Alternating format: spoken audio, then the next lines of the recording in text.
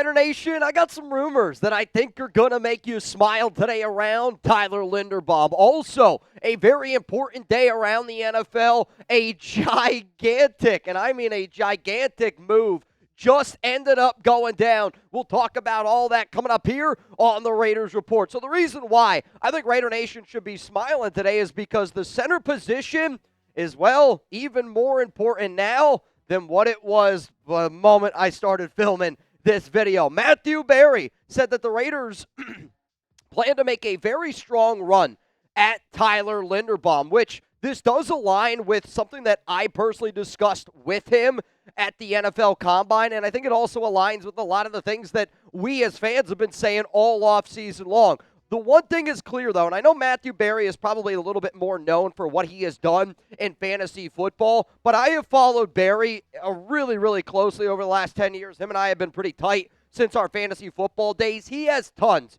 and I mean tons of connections through NBC, and he also does a really good job talking to everybody at the NFL Combine. If you did not see what Matthew Berry had to say in his article write-up, and some of you might just be looking at it and going, well, Mitch, again, why should we be listening to Berry? If you've followed Matthew over the past few seasons, a lot of the things that he writes about in this What He's Hearing from the Combine article, a lot of those things have actually ended up happening. So here's what Berry had to say. Expect the Las Vegas Raiders to make a very strong run at the Ravens star center, Tyler Linderbaum, who is going to set records with his eventual payday. He'll have many suitors, but I am told the Raiders, who have a ton of cap space, very much like the idea of a stud like Linderbaum lining up in front of the number 1 overall pick if Las Vegas does, in fact, draft Fernando Mendoza. Now, the reason why I want y'all to hit that subscribe button, I'm actually getting ready to go live here, 4 p.m. Eastern time. Less than an hour,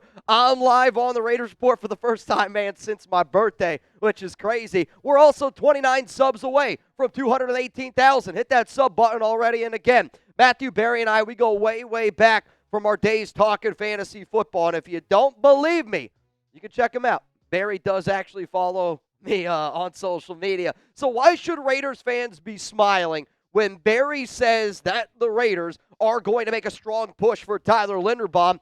I believe, first off, what Berry is reporting. This time of the year, and I think especially for Raiders fans with just all the Max Crosby rumors that have happened, there is so much smoke. There's so much like throwing shit at the wall, seeing what sticks. And I don't blame Raider fans right now for being like, Mitch, there's just so many rumors going on. I want news, I want news, I want news. I'm always going to talk about rumors, but the reason why I like to do this show is because, you know, I can explain to some Raiders fans like, hey, some rumors are believable. Other rumors are not believable. This rumor from Matthew Berry saying that the Raiders are interested in Tyler Linderbaum, yeah, believe it, Berry, because I do really agree with what Berry is saying here because I spoke to John Spytek. I spoke to Clint Kubiak at the NFL Combine, and both of them made it very clear to me that they plan on having JPJ at either offensive guard or at the center position. To me, the only reason why you wouldn't put Jackson Powers-Johnson at center is if you did truly have your mind set on going out and getting a guy like Tyler Linderbaum. But I will be very clear here. I am not saying that what Matthew Berry reported is based on our conversation. But I do want to be very clear that I told Matthew Berry that I was also told that the Raiders are going to pursue Tyler Linderbaum. But again, Berry probably talked to a lot of people. I talked to a lot of people at the Combine. Like, if there was one thing that I really learned from the Combine this year, it's how much you can talk to people from top to bottom. It's a really, really cool experience. But yes, I do 100% believe Matthew Berry, and I do 100% believe that the Las Vegas Raiders are interested in Tyler Linderbaum. Coming up, 2 more reasons why y'all should smile when we're talking Tyler Linderbaum. Before we continue on with this video, here's what I'm looking to trade on Polymarket. For tonight's New Orleans-Los Angeles game, Polymarket is giving New Orleans a 24% chance to win against Los Angeles, which I think is crazy. The value there, way too good. Trey Murphy is in the midst of a career season in points, taking on a bad defense led by a 41-year-old LeBron James. For those reasons, I'm taking New Orleans at 24% to win this game. $100 wins, $416 if New Orleans can take the dub. Plus, With Polymarket, you can trade in and out on momentum shifts without getting blocked or penalized. With in-game trading, once the Pelicans get up, I can either ride it all the way out or I can sell early. For example, if you buy at 24% and sell at just 55%, you can snag a cool $229 payout. Rookie point guard Jeremiah Fears is coming off a career high in points against the other LA team and could pop off against Luka and Austin Reeves. So look for New Orleans to have a big surge during the game.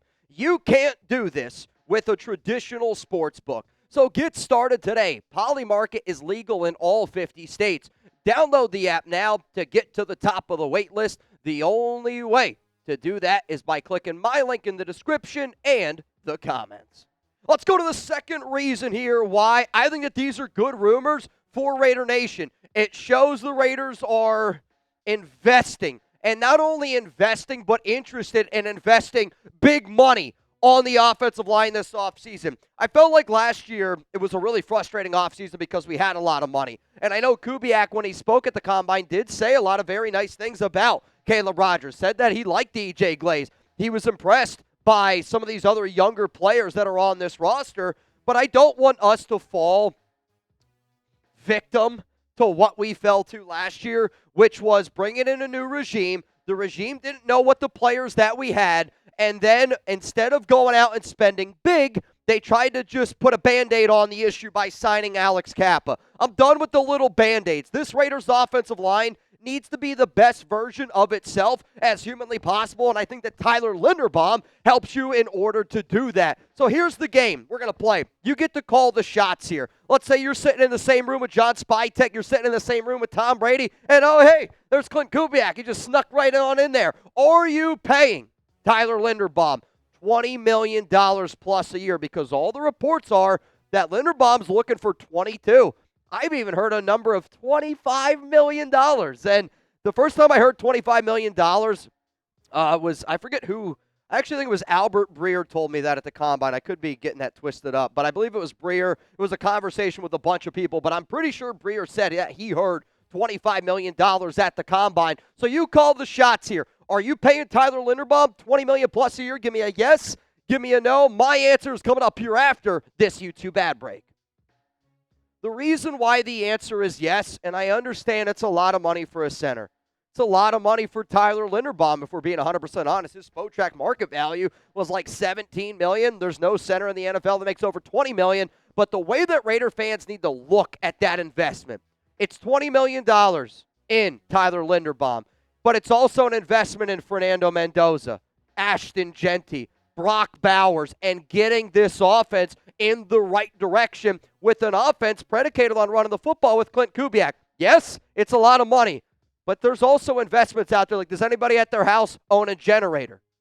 Tyler Linderbaum is the generator for the Raiders. It's something that, hey, you might not want to use. You might not think you're ever going to need it. But when you do have one and you need it, then everybody's like, damn it, I should have gotten Tyler Linderbaum, the generator. Let's go to the next reason here why I think that people should be smiling about this. He's been my number one free agent target for the Las Vegas Raiders I don't know how long. If you told me that in the year of 2026, the Raiders hire my number one head coach candidate in Clint Kubiak, and we go out and we get my number one quarterback in Fernando Mendoza, and we go out and get my number one free agent target, man, I might go streaking through the quad of downtown Dallas celebrating because I want Tyler Linderbaum in silver and black. To me, he's easily the top offensive lineman in free agency, a dominant, and I mean a dominant run blocker who I believe would be a perfect duo next to JPJ. Does he need to be better in pass protection? Yes. I was actually pretty surprised. I watched some of the tape that my guy Sanjeet threw out there, and it was not very good in the pass protecting world,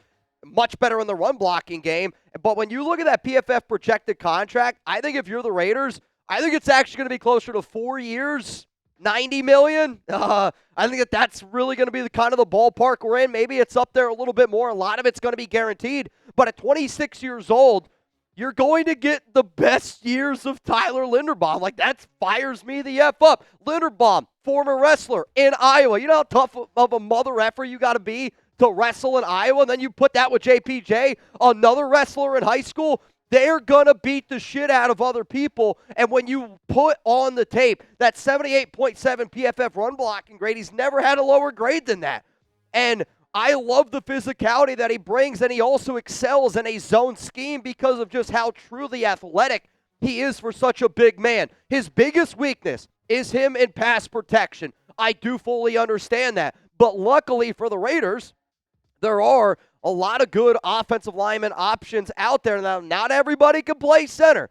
And I'm going to talk to you all about the news that just happened around the Chicago Bears because I don't think the Bears have enough money to go get a Tyler Linderbaum. I don't know if they're going to have enough money to go out and get a Connor McGovern. And some of you might be going, well, wait a minute. Why are we talking about the Bears? Do they need a center? Yes. Yes, the Chicago Bears do, in fact, need a center. And coming up here, important NFL news that everybody needs to see, that everybody needs to hear, because the amount of news that has happened from the moment I started this video to where we are now, it's freaking wild, man. It's freaking wild, man. Also, what's wild, we finally have our very own Raiders Report merch. And if you want to get your hands on this, go to chatsports.com/RR shop. T-shirts, hoodies. You know what also we finally have? I don't know how many DMs I have gotten over the last year. Does anybody want a Raiders Report hat? If you do, chatsports.com/RR shop if you're looking to get your hands on a Raiders Report hat. And they are less than $30. So you can go get your hands on some of these bad boys. Tons and tons of different options. If you're a Raiders Report fan, I hope that you show it and show everybody else, because I guarantee you this. If you got some Raiders Report stuff on and somebody who watches the show sees it, they're going to come up and they're going to talk to you. They better, at least. I would be pretty upset if you didn't. But here we go. Here's the important little FYI if you didn't know why today is such an important day in the National Football League. The 2026 NFL franchise tag window opens on February 17th. And I was just supposed to say closes today. That's on me. And closes March 3rd at 4 p.m. Eastern time. So literally that's like 50 minutes away from right now that I'm recording. Once the tag is used, both of the sides have until July 15th to negotiate a multi-year extension. But a lot of these teams are using their franchise tag, and a lot of this big-time NFL news is going down. So first off, let's go to SpoTrack here. NFL players who are offered a franchise tag are not considered to be under contract until the tag is signed. Any absence from upcoming workouts, camps are not considered official holdouts because the player is not technically under contract. However, the cap figures, the tag hits, the team's booked immediately, regardless of the signed status, which is very important if you follow SpoTrack over the cap in terms of just how much money teams have for NFL salary cap space. But let's first go to this news here. It was the Jets and running back Breece Hall. They ended up getting a deal done, and they placed the $14.3 million franchise tag on the running back, and the tag is destined as a placeholder until the two sides can reach an agreement.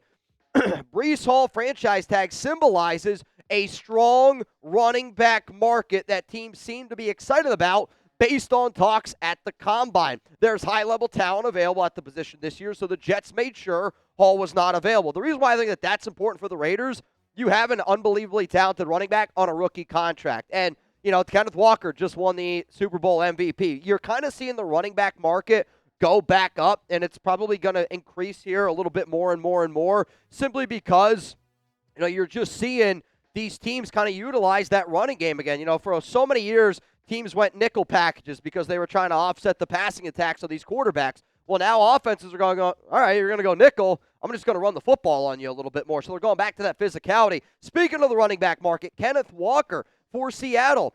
I didn't know if Seattle was going to franchise tag him. It was kind of a little bit up in the air, but the news came out today that the Seattle Seahawks are not expected to tag Super Bowl MVP Kenneth Walker. And I know that there's some Raiders fans out there. You know, speaking of Sanjeet, I saw Sanjeet on Twitter.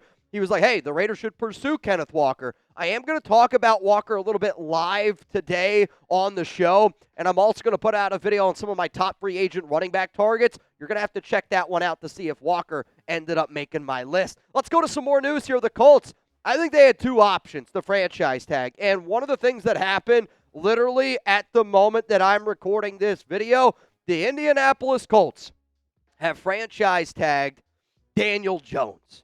And Daniel Jones, this one's pretty interesting because I'm actually happy that they did this. I am happy that Indianapolis decided to go this route with Daniel Jones, and it's actually the transition tag, excuse me, and it's $37.8 million. It does come with a little bit of risk because technically a team can swoop in, but it's not going to happen because he's got the Achilles injury, and then if a team were to swoop in, then you'd have to pay up a little bit of money. But the reason why that Raider fans also should smile, because this was the news I was hoping to get, Alec Pierce was not franchise tagged. This means Alec Pierce is going to hit the open market, and he's going to be a free agent. He's the number one guy that I want the Raiders to pursue, the number one wide receiver that I think would be a great fit with Fernando Mendoza. Having the opportunity that I did at the Combine, I talked to Elijah Surratt. I talked to Omar Cooper Jr. I talked to Riley Nowakowski, bro. I talked to D'Angelo Pons. I talked to so many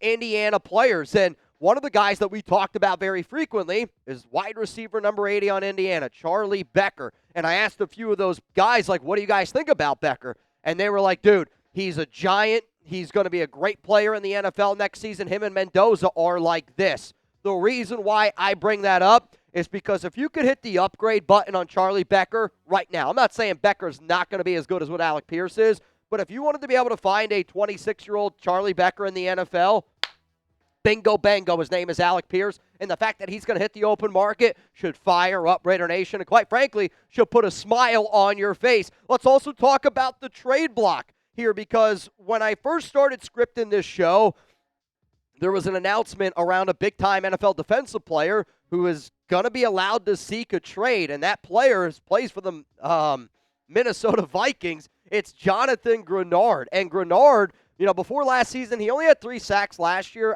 I do think it's because Minnesota, Grenard's the type of player where when you're playing it with the lead, he's just way better at getting after the quarterback. But if you're the Raiders and you're sitting back here and you're going, all right, I'm playing in a 3-4 defense, he's got Brian Flores connections. Rob Leonard comes from the Brian Flores tree. I do wonder if you're looking for some of these outside linebacker defensive ends, if the Raiders were to move on from Max Crosby, or if the Raiders are looking to add somebody, to replace some Malcolm Kuntz, you could make a deal for Grenard. Now, based on the reports, it does sound like Minnesota's looking for a day 2 pick.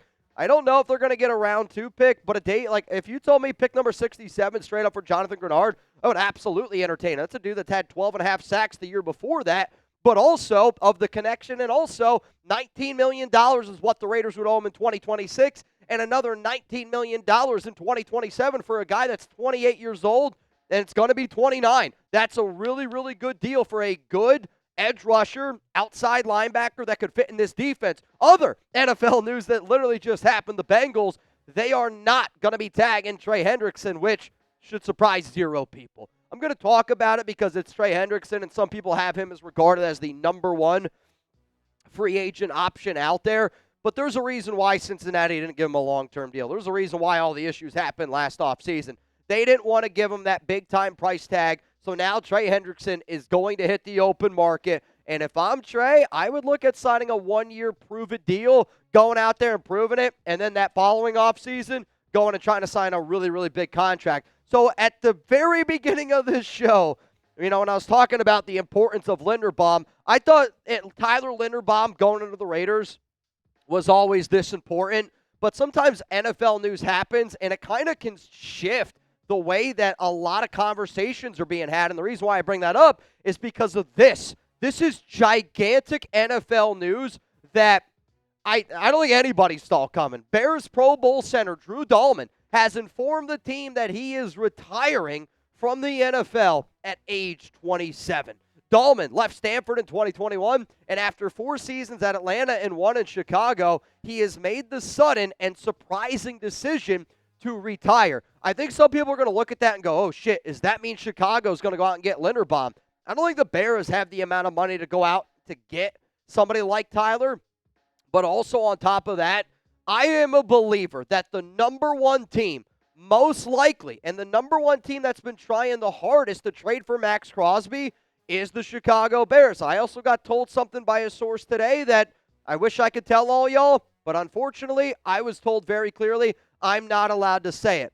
But what I do know is it involves Max, and I do know it involves the Chicago Bears. But seeing this news right here, I almost wonder if this impacts Chicago's ability to make a deal for Max, because Now they got to be able to shift their focus on getting another center. Now they got to shift their focus on the draft, because if they know they can't get Tyler Linderbaum, there's not many other centers that are out there. And they made a lot of moves last offseason to bolster that interior offensive line and really build around Drew Dahlman. So I'm not saying that the max to the Chicago rumors are dead, but I wonder if they're going to slow down a little bit more, because if I'm the Bears, I'm not going to trade away prime draft capital when I could potentially use that prime draft capital to go out and get me a center. That way I can protect Caleb Williams and really protect that interior offensive line, which helped me and my Ben Johnson offense succeed and be as successful as what it was this past season. So, crazy, crazy day here in the NFL. I think the Tyler Linderbaum rumors should make Raider Nation smile a lot. And also, the fact that Alec Pierce did not get franchise tag. Beautiful, beautiful day. If you don't know, I'm getting ready to go live, 4 p.m. Eastern time. It's literally like 30 minutes from now. Free agent, running back, and linebacker targets. We're going to be talking about them. Rob Leonard's going to a 3-4. Clint Kubiak said he wants to add another back for Ashton Genty. And if anybody wants a chance to win $1,600 in my March Madness tournament, pull up live today on the Raiders.